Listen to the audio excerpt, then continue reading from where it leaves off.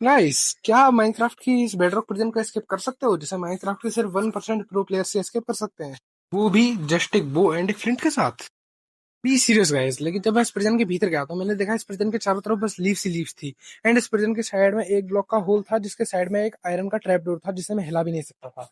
And iron trap door और उस whole के बीच में एक ब्लॉक का गैप था, जिसमें एक स्मूथ स्टोन का स्लैब लगा हुआ था, जिसकी वजह से मैं आयरन ट्रैप डोर को कंट्रोल करने वाले लीवर को हिला भी नहीं सकता था। एंड स्मूथ स्टोन के स्लैब को मैं हाथ से तोड़कर कलेक्ट भी नहीं कर सकता था। ये एक 2 लेयर की प्रिजन थी, जिसमें ऊपर की लेयर तक जाने का कोई रास्ता नहीं था, और ऊपर की लेयर में मुझे बस 2 चीजें दिख रही थी, एक डिस्पेंसर और एक टारगेट ब्लॉक।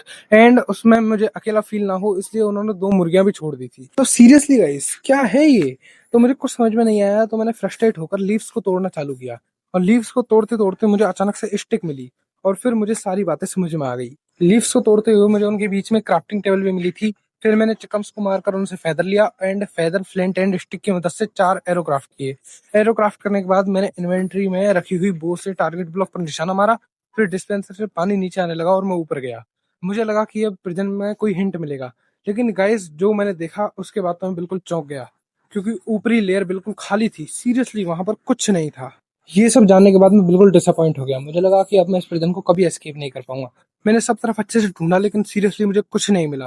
लेकिन तभी मेरे दिमाग में एक आइडिया आया।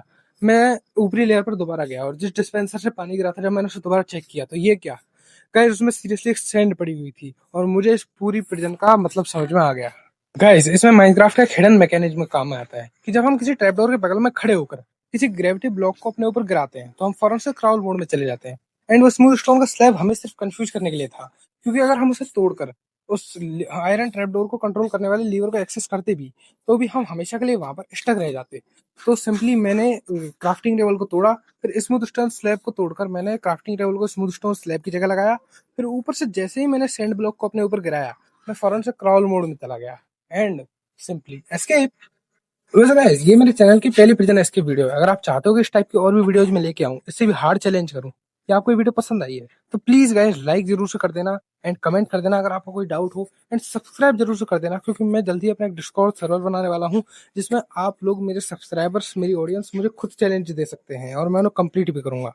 एंड गाइस अगर आपको कोई घातक पार्कोर वीडियो देखनी है, तो आप इधर से क्लिक कर सकते हो।